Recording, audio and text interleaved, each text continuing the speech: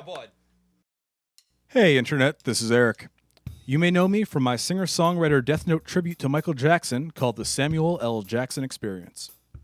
Today, we're going to learn how to write a drum chart for I Woke Up in Mooney's Bay by Trevor Dubois.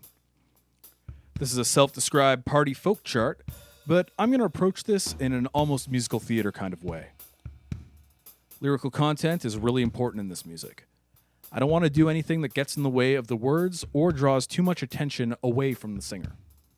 As such, many of my grooves are going to be minimal, and there's not going to be too much in the way of big epic fills. As always, in this style, what is right is really going to depend on the artist and their personal style.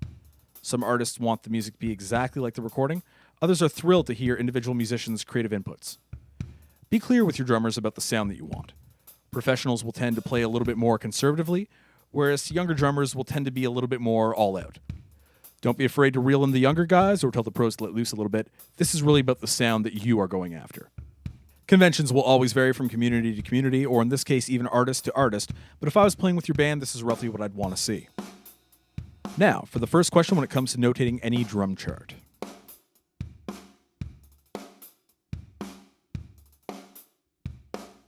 Folk music is a little bit of a tricky thing because, depending on where the artist is from, folk music could mean something different.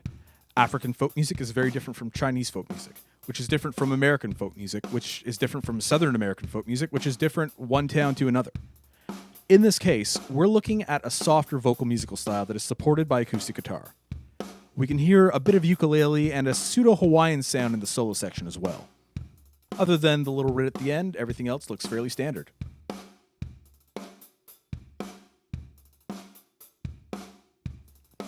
This song uses refrains, a repeating section that is not quite a verse, not quite a chorus. This also is not really a drum-heavy song, and we have multiple bars of rest. I could distinguish between these parts by pointing out when the ukulele comes in, but realistically, it's unlikely that the artist will have that when they perform on stage. Remember that on stage and in studio are very different beasts, and if you're live, especially in a situation where you might not have monitors like a small acoustic gig, you can't really rely on catching something subtle for a cue. Instead, I'll write lyrical cues with small descriptors so I know what to listen for. Fortunately, this form is fairly simple with nice repeating 8-bar sections, so there's nothing too worrisome in here. My biggest concern is going to be distinguishing what each of these sections are at a first glance.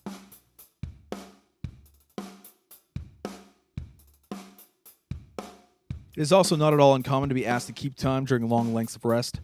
For many people, they'll write timekeeping as quarter notes on the hi-hats, but in many situations, this is not optimal.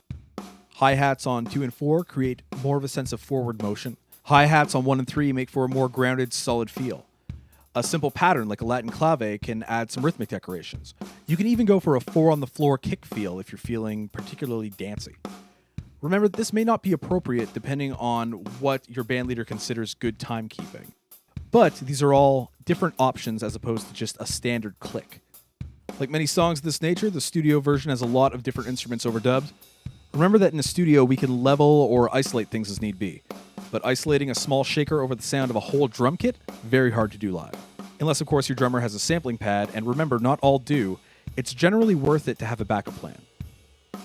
Rather than make things confusing with archaic notation, we can notate sounds as their rough approximations.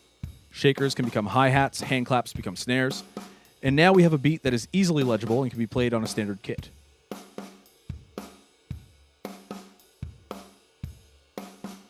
Honestly, I'm not really feeling fills on this one.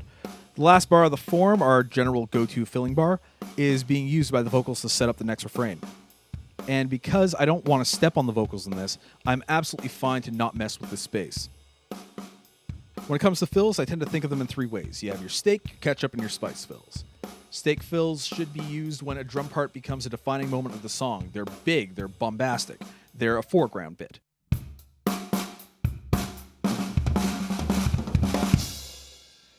Ketchup fills should be used as attention-grabbing cues or breaks. They're noticeable, but they're in a musical mid-ground when it comes to attention.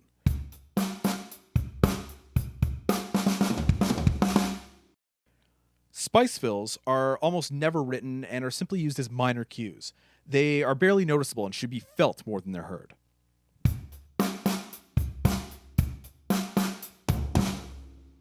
Having said that, there's no real point in this song that really needs to have fills marked in.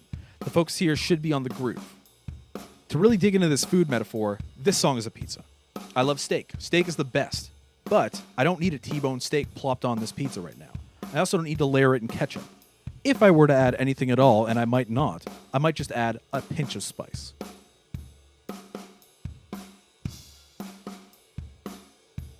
As always, re-listen during your notation. Having said that, this is generally the part where I talk about little optimizations to make legibility easier, but honestly, this thing looks pretty good as it is. I might move a few things around a little bit, but we're already pretty much good to export on this one. So let's trim some fat, make it look nice, add a title and artist, and give this bad boy a read.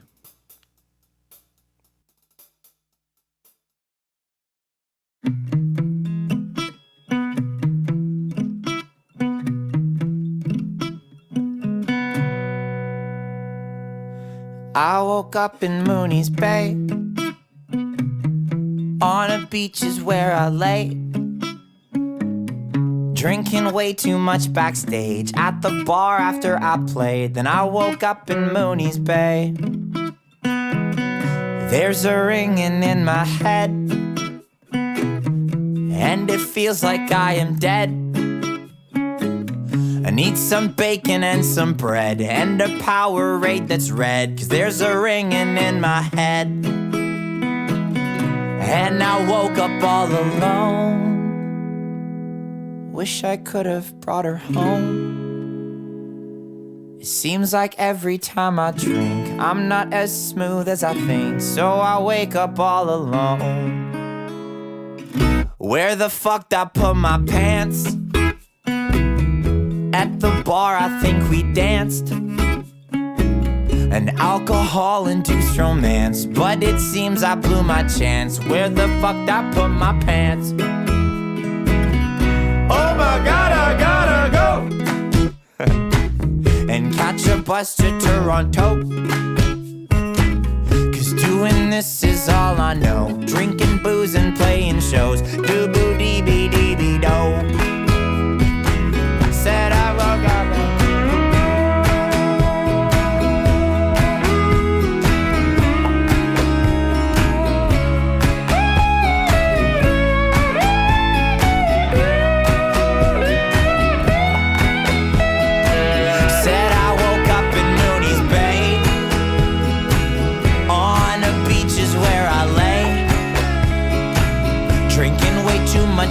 Day at my friend's after party. Then I woke up in Mooney's Bay.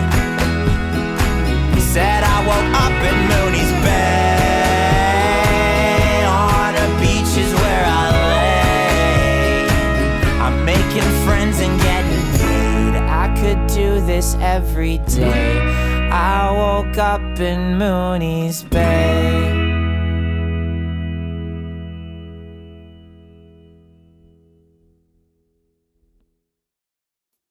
And now we have a nice legible drum chart that I'd be proud to show the judges on the hit Canadian talent search show, The Launch.